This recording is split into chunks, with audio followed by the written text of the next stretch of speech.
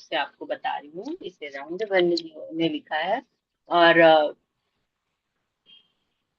अब ये चीजें कैसे काम करती हैं, सीधा सीधा हम ये इसमें आएंगे। तो सबसे पहले आपको यकीन कर लेना है कि आज मैं जो लिखने वाला हूँ या वाली हूँ, वो मेरी चीजें पूर्ण होने वाली है।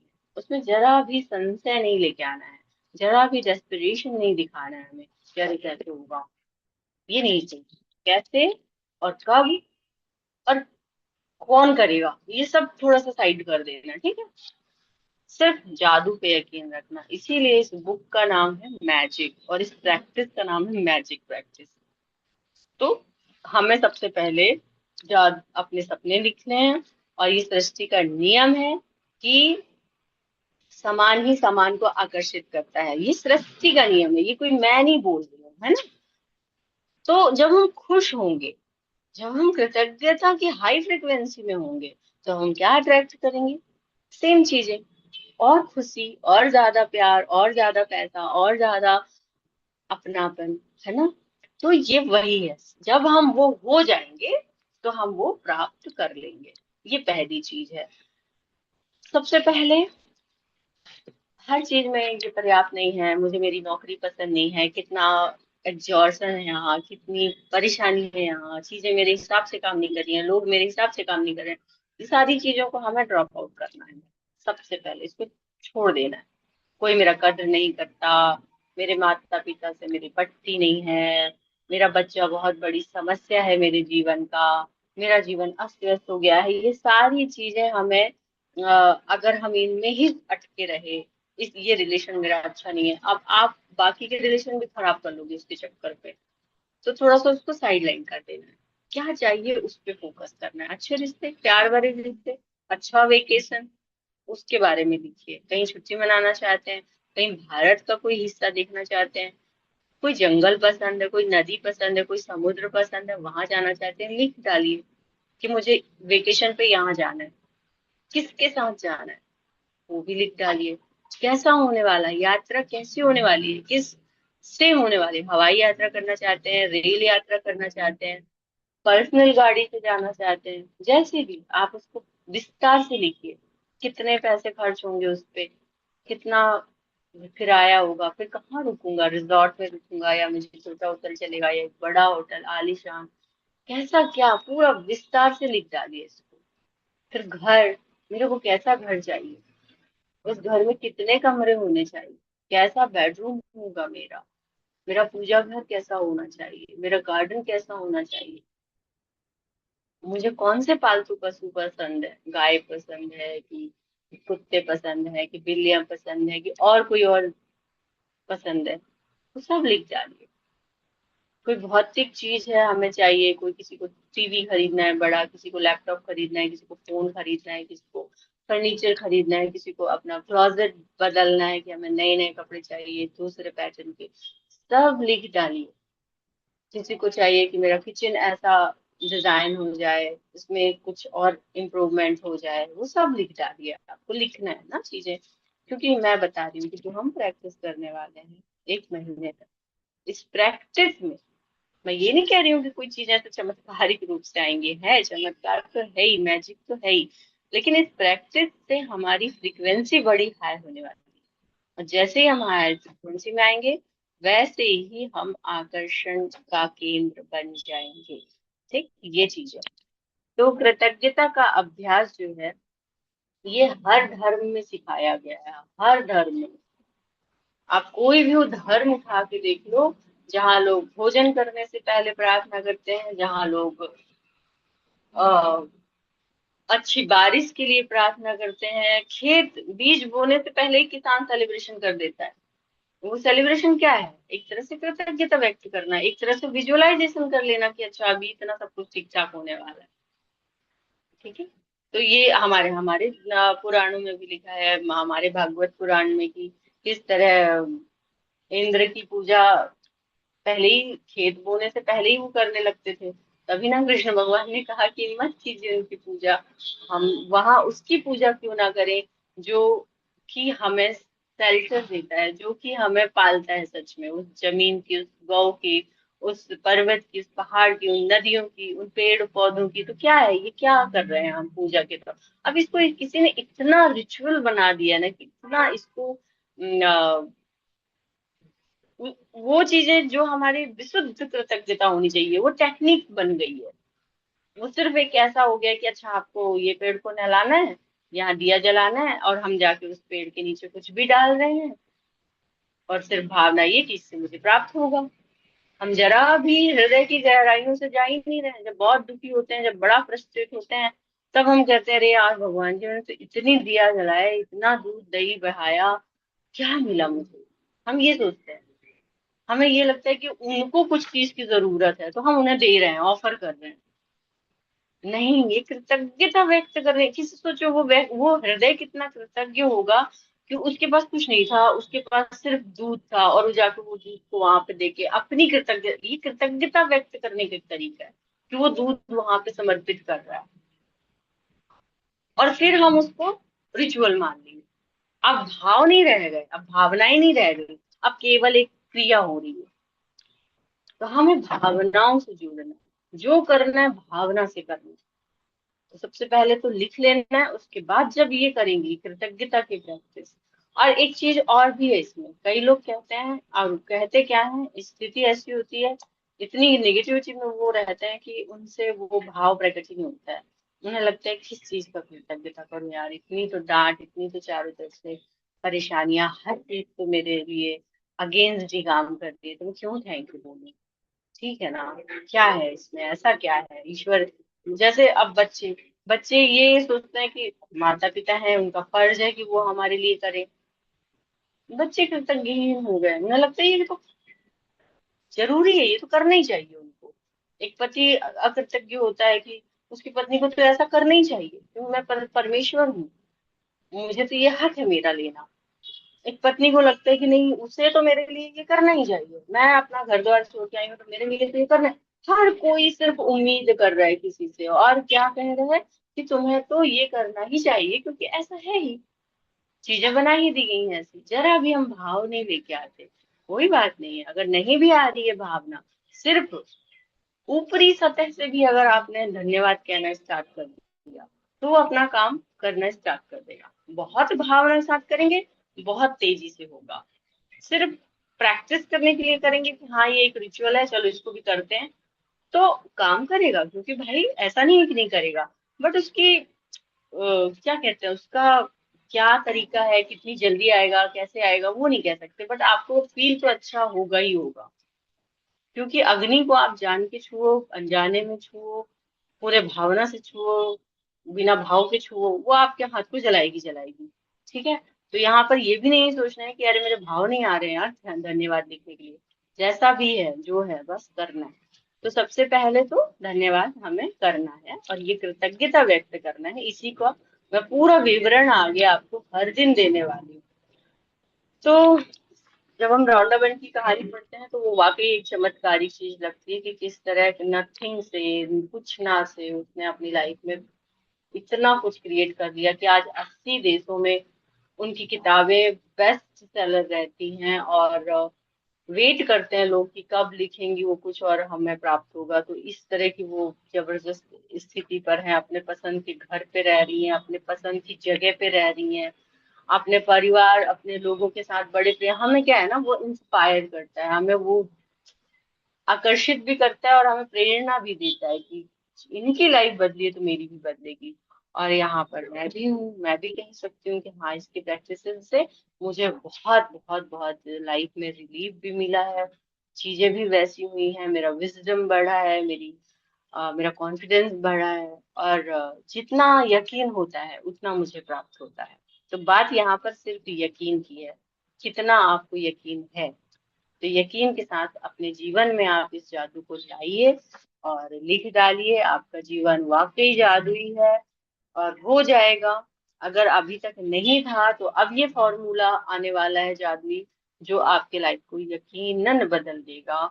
और यहाँ पर मैं एक बात और कहना चाहूंगी कि ज्ञान खजाना होता है ना, और अभ्यास इसकी उस खजाने की चाबी होती है। हमें पता है सब कुछ पता है, हम जानकारी के दौर से गुजर रहे हैं जहाँ हर तरफ से जानकारी हमें दी जा रही है। ऐसे लाइफस्टाइल होनी चाहिए, ये होना चाहिए, सब कुछ पता है पर हम करते कुछ नहीं। और अब नहीं करते इसलिए प्राप्त नहीं होता। अब हमें लगता है अब इससे ज्यादा दुविधा क्या, एक व्यक्ति होता है जिसे पता ही नहीं है, आज से 50 साल पहले लोगों को पता ही नहीं था चीजें कैसे काम करती हैं, तो ठीक था, उन्हें कोई चीज मिली और उसके प्रति भी कृतज्ञ होते थे। लेकिन आजकल तो लोगों को इतना कुछ पता है कि वो अब द्वंद में है, वो अब शांति भी खो चुके हैं। पहले के लोग गांव में रहते थे तो उन्हें पता था कि हाँ ये ऐसे से है और मैं इतने में सेटिस्फाइड ओनली। यहाँ तो अब आप जानकारी भी है, साथ साथ में असंतुष्टि भी है कि ऐसा तो हो नहीं रहा। कारण है कि हम अभ्यास नहीं कर रहे, हम प्रैक्टिस ही नहीं कर रहे। तो हम इसकी प्रैक्टिस करेंगे अगले 1 महीने तक लगातार। ठीक है, तो जानबूझकर हमें जादुई शब्द धन्यवाद बोलना है, जानबूझकर बोलना है। जितना अधिक हम धन्यवाद के बारे में सोचेंगे उतना ज्यादा अधिक कृतज्ञता महसूस करेंगे और उतने हमारे भाव प्रखर होंगे। जानबूझकर जादुई शब्द धन्यवाद जितना ज्यादा अधिक सोचते हैं, महसूस करते हैं, उतनी ही समृद्धि हमें मिलेगी। कृतज्ञता केवल एक भावना है, एक इमोशंस है, और ये इमोशन एक इतनी बेहतरीन फ्रीक्वेंसी जनरेट करती है हमारे चारों तरफ, इतना वाइब्रेशन हमारा बढ़ा देती है कि हम चीजों को आकर्षित करने वाले बन जाते हैं। तो अधिक से अधिक जानबूझकर कृतज्ञता महसूस करना है, और आप अपने भावना को ये शक्ति देनी है। एक के बदले एक, आप जो देते हैं वही पाते हैं, ये ध्यान रखिए, आप जो देते हैं वही पाते हैं। तो देना स्टार्ट क्या कर रहे हैं हम इस सृष्टि को? धन्यवाद। और जब हम इस सृष्टि को धन्यवाद देना स्टार्ट करते हैं तो सृष्टि क्या करती है? हमें और ज्यादा धन्यवाद करने के योग्य बनाती है, हम और धन्यवाद कर सके ऐसी ऐसी चीजें हमें देती है। तो जितनी ज्यादा ईमानदारी से हम कृतज्ञ होंगे उतनी जल्दी हमारा जीवन बदलेगा। ठीक है, तो जब आप जान लेंगे कि इसमें इतने कम अभ्यास की आवश्यकता होगी तो आपको वाकई ये बहुत हल्का लगने लगेगा। कोई बहुत तीन काम नहीं करना है, केवल रात के समय को व्यवस्थित करना है और सुबह उठते, बस ये 2 टाइम को हमें व्यवस्थित कर लेना है। और बस अपनी पेन और डायरी और एक स्टोन आपको जरूर रखना है, वो मैं बता दूंगी, कल बता देती हूँ कि किस तरह का स्टोन। कोई भी बढ़िया गोल गोल सा एक स्टोन होगा, छोटा सा, जैसे ये है अभी मेरे पास, तो ये एक स्टोन ही है, ये एमेथिस्ट स्टोन है। ये मेरे पास था तो मैंने फिलहाल के लिए इसे रख लिया है। इसी तरह आपके पास कोई स्टोन है, कुछ ऐसा है जो आप उसको रख सकें डेली या होल्ड कर सकें, तो वो भी एक केवल टूल बनेगा आपके धन्यवाद को प्रेषित करने के लिए। ठीक है, तो ये जो जादुई पुस्तक है, जब आप अपनी कृतज्ञता व्यक्त करते हैं तो कभी नहीं भूलना चाहिए कि जितनी ऊंचे प्रशंसा के शब्दों को हमें सिर्फ बोलना नहीं है, उसके अनुसार जीना है। मतलब जब मैं अपने काम के लिए धन्यवाद करूंगी तो कैसे करूंगी? क्या मैं बोल के हाँ मेरे पास काम है, बहुत धन्यवाद करती हूँ कि मेरे पास काम है? नहीं, मैं उस काम को 100% करके, बोलना तो है ही, बट उस काम के प्रति वो एंथुसियाज्म लेके आऊंगी, वो आशा पूर्णता, वो खुशी, वो उत्साह के साथ काम करूंगी। तो वो जो उत्साह और उमंग है ना, ये धन्यवाद कहने का ये एक अलग तरीका है। तो अपने आप में वो उत्साह और उमंग को लेके आना। जब मैं भोजन के लिए धन्यवाद कर रही होंगी तो ये नहीं कि सिर्फ ये टेक्निक है चलो धन्यवाद कर लिया, नहीं, उसको डेप्थ में जाके ये प्रोसेस मैं सब कुछ आपको बताने वाली हूँ। ठीक है, यहाँ पे कहीं पे भी आप अकेले नहीं है, हर दिन मैं आपको ये बताने वाली हूँ कि इसको कैसे करना है। ठीक है ना? तो जादुई अभ्यास में गूढ़ नसीहतों का खजाना है जिसमें आपके ज्ञान में अतिशय वृद्धि होगी। वाकई होती है, हम चीजों को समझने लगते हैं, हमारा दिमाग इतना तेज हो जाता है कि फिर अब हम कोई किताब पढ़ते हैं तो हम उसकी गहराइयों को समझ सकते हैं, कि उसके और नए नए अर्थ, उसके वास्तविक अर्थ तक हम पहुंचते हैं। तो अभ्यासों में ये जो कृतज्ञता की जादुई शक्ति का इस तरह से इस्तेमाल किया गया है कि इसमें जो मेरा प्रेजेंट है, जो मेरा पास्ट है और जो मैं फ्यूचर चाहती हूँ, उन सब के लिए कृतज्ञता है। तो जो भी आपको मिल चुका है अब तक या जो है, अगर आप इसके लिए कृतज्ञ नहीं हैं तो डेफिनेटली आगे का जीवन आपके लिए कठिनाइयां ही लेके आने वाला है। सब कुछ रेंडमली ही हो जाएगा। अब वो अच्छा भी हो सकता है, बुरा भी हो सकता है, वो नहीं है। लेकिन जब आप जानबूझकर ये कृतज्ञता की जादुई शक्ति का इस्तेमाल अपनी इच्छाओं, सपनों और हर मन से चाही चीजों को पाने के लिए करेंगे ना, तो आपके सपने साकार हो जाएंगे, साकार आप कर पाएंगे। जीवन और परिस्थितियों को जादुई तरीके से आप बदल कर देखेंगे। तो इसमें बहुत सारे अभ्यास है, 28 दिनों का अभ्यास है। तो इसमें जो जो पहले तो हमें अतीत के लिए धन्यवाद कराया जाएगा, फिर हमें वर्तमान में धन्यवाद की स्थिति पर लेके जाया जाएगा, और फिर उसके बाद इस तरह के स्तर पर हम पहुंच जाएंगे कि फिर जो हम सोचेंगे वो क्रिएट करेंगे। ये जादू होगा। लेकिन इसके लिए क्या करना है? बने रहना है। और क्या करना है? सुबह शाम की अपनी प्रक्रिया को, यानी रात को जो प्रक्रिया करनी है और सुबह जो प्रक्रिया करनी है, ईमानदारी के साथ, कोई उसमें टाल मटोल नहीं करते हुए उस चीज को करते चले जाना है। एक भी दिन अगर आपने इसको बीच में छोड़ा तो क्या होगा? जादू की गति धीमी हो जाएगी। तो क्या करना है? अगर कभी ऐसी कोई दिक्कत आती है कि एक दिन मुझे छोड़ना पड़ता है, तो मैं वापस पीछे 3 दिन जाऊंगी और फिर उस चीज को स्टार्ट करूंगी। ठीक है? तो ये कोशिश हम करेंगे कि हम बीच में गैप ना करें।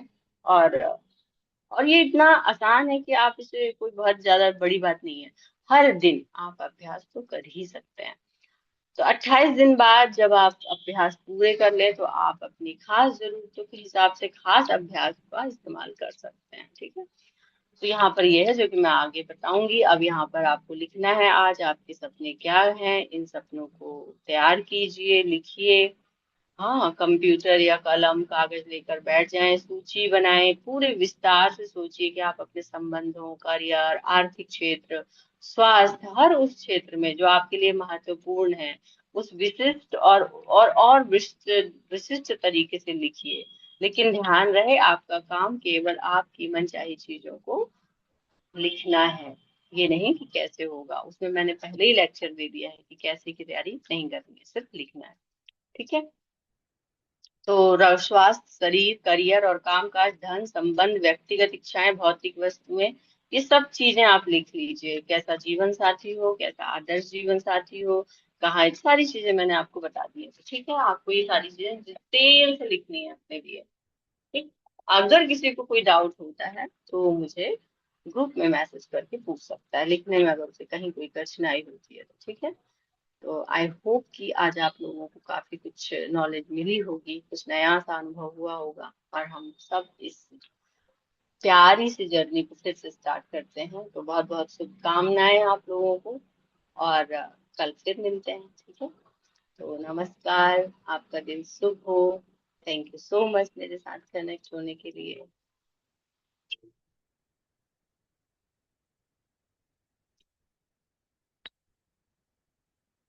ऑफ कर दें मोनिका?